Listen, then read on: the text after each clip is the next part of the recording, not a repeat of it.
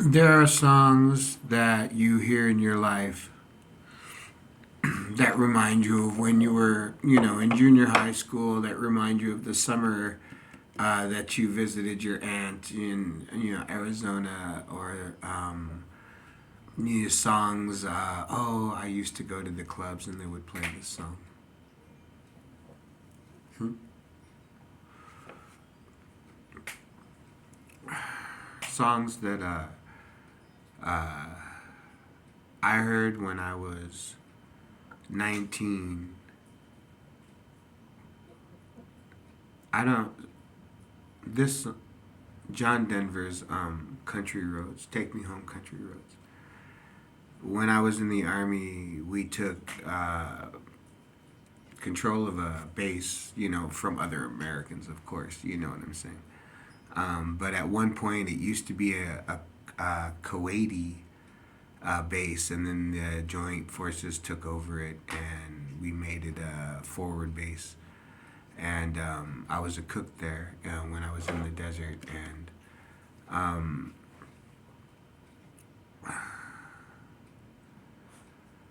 in the kitchen, they had an old single speaker tape player. At this point, tapes were still very popular. It was easier to get, well, you could get tapes and CDs, and it was at the time where CDs were moving into where you would be only able to get CDs.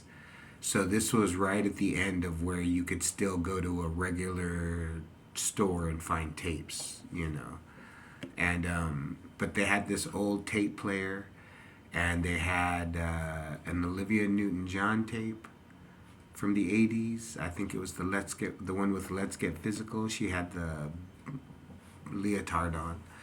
And then there was another one, and I always have a hard time remembering what the other one was. I think it was just somebody that I had never even really heard of. And then they had John Denver tape, and on that tape they had Country Roads. I remember one time, because I had heard that the Arabics, uh, they more sing than they do speak. So especially when they pray, they sing it. So when I was in the kitchen with the locals, they all spoke Arabic. Although some were from different places, they pretty much all spoke Arabic. So I figured, okay, it's an Arabic kitchen. So I didn't, at that time, I didn't really sing, didn't really know too many lyrics. But every now and then, when Country Roads would come on, I'd sing along to the chorus. And um, like I said, I thought it was funny, being that me and my cook partner, the one that was standing next to me at the time when we were in that kitchen once with two local cooks, we were playing Bob Denver, and Country Roads came on, and I said, West Virginia, Mountain Mama. And I don't know how much English they knew, but I think they knew that by the time I did my 90-day tour, that Country Roads and West Virginia and Mountain Mamas must be beautiful things.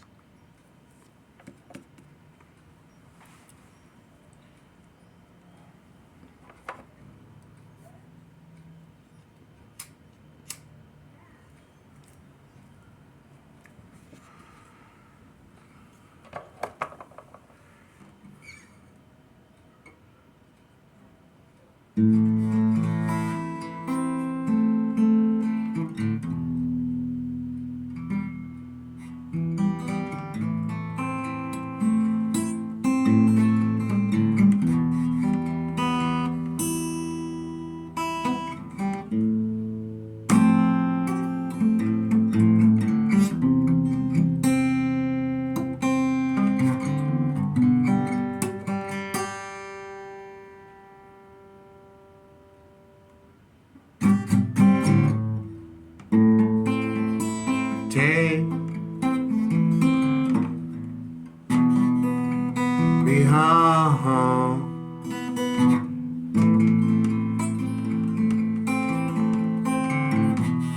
Sweet country road.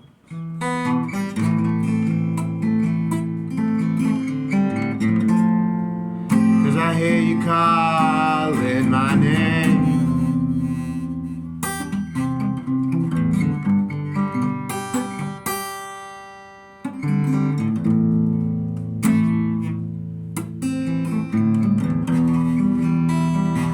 From show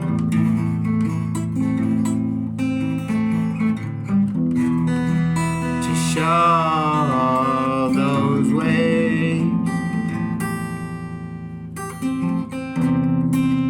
knee high of gray.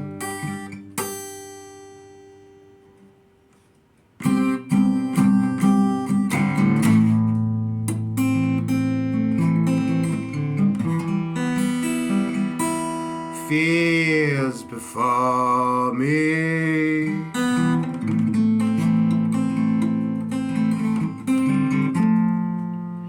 fields of green, though I am gray.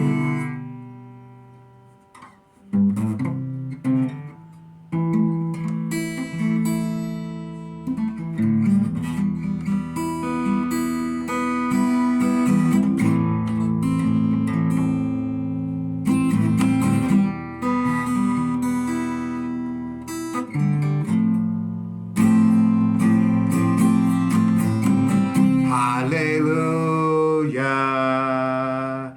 in his name, for sure I know.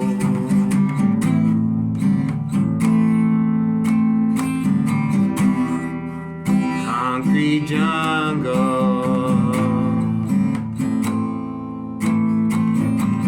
beneath my feet. Slim, what's good? 'Cause I feel the need to eat.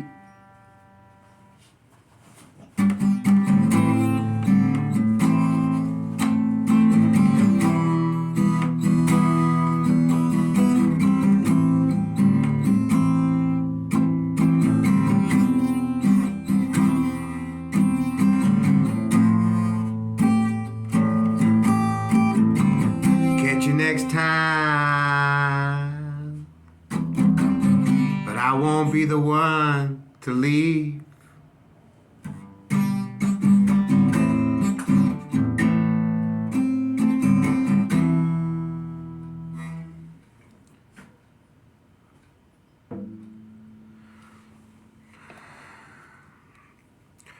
As is evident, it is 5:55 on a Monday evening, and it's still light outside.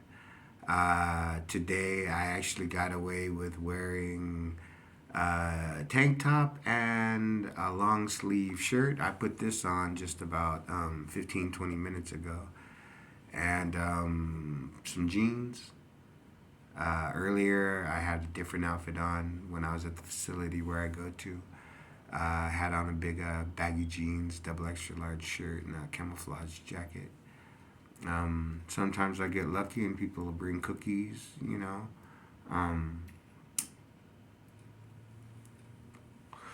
I've gotten Danishes, cheese, Danishes, cherry foldovers, apple croissant. You know, I mean, they some of the people that come by, you know, they donate some pretty good stuff, and every now and then I get a shirt that sometimes fits, sometimes doesn't, but I'll pick it up anyways.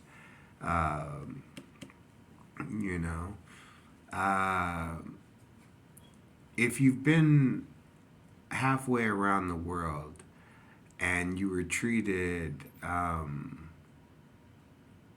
like a soldier, as more like a mercenary in a foreign land where I could do so much.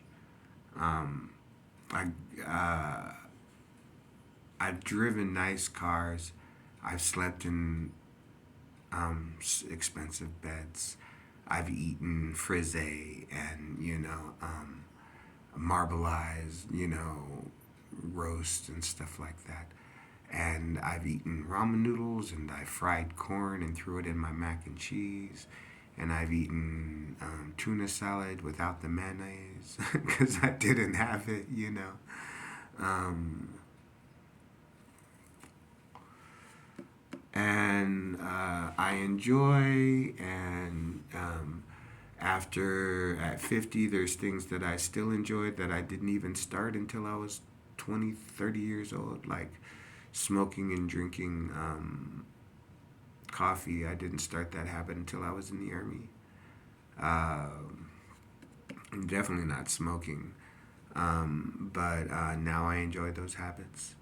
I used to like to travel. I used to like to go to movies, even movies in foreign languages. I don't mind reading subtitles. I dig it. I mean, sometimes I like watching a movie and just thinking, okay, so if I was in, let's say the movie came from uh, New Zealand or something. If I was in New Zealand, this is a pretty girl. This is a hope of very creative genius. Makes the movie. So this is a genius's view of uh, an average, pretty girl in this city, and now she's gonna go through an adventure that this movie's gonna tell me about. She's gonna find a briefcase, and she's gonna notify the police, and somehow in the briefcase, it's gonna be something that incriminates her, and then she's gonna have to run from the police, and the story unfolds. And 15 minutes before that, she was on her way to her waitress job at the cafe down by the downtown train station. You know what I'm saying?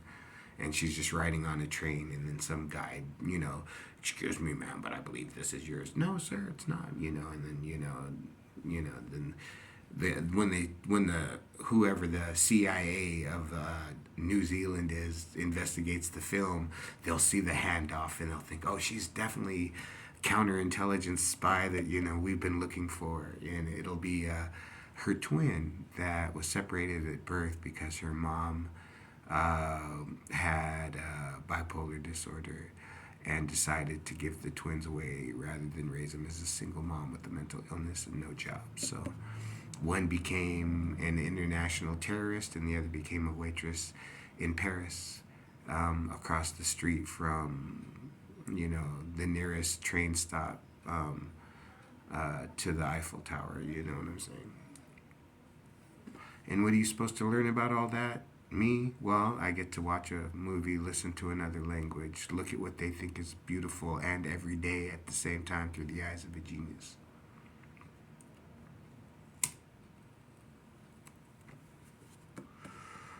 you know, and then I get to go back to my, government sponsored housing, and I get to try to add something to the internet that maybe in 10 or 15 years, if some, enemy of my nation should be watching it, they'll think, you know what, just like in the Bible, just give me one reason not to completely annihilate 150 square miles of city, and that one reason might be me telling a bad joke about how when I used to work at the movie theater, I got caught giving away free popcorn.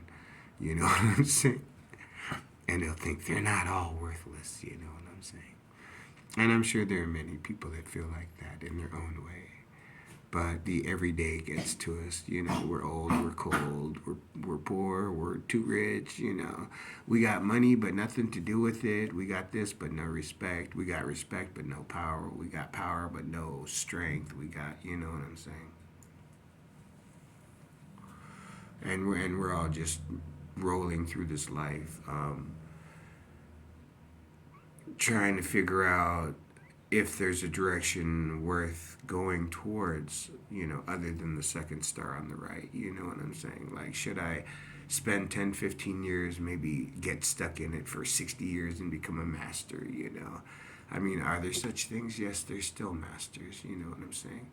Um, and are they all 60 years old? Well, by the time you're 60 years old, you might be a master. You know, how long you've been a master at one thing or another, all the way from can you tie your shoes to where they don't come off, to can you match your shirt and your pants, and like me, I cut my own hair. So it's very easy to do wrong, very hard to do right. And I could just, save up, $25, $30, or I could go find these beauty schools and, $15 for a haircut from a student.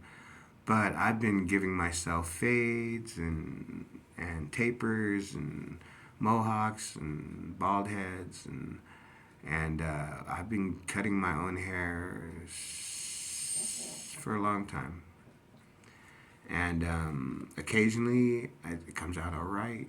And other than that, um, I don't know. It's just something I enjoy doing. And honestly, if it was really, really bad, I would either just show it off, like, yeah, I cut my own hair.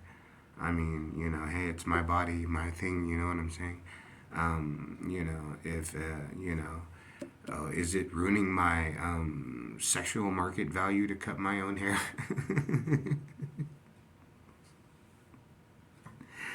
Well, like I said, considering I'm more into floof than feet, you know what I'm saying?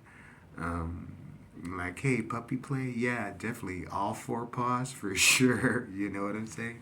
Ten fingers, not so sure. You know what I'm saying?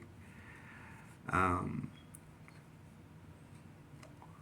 so, I mean, that's the whole thing. You know what I'm saying? Um, I wanted something. I wanted anything. I kind of had an idea of what I liked and what I found beautiful, and I wanted it, and the world gave it to me. And it told me that there would be a cost, and that cost was that I might never be able to go back there again.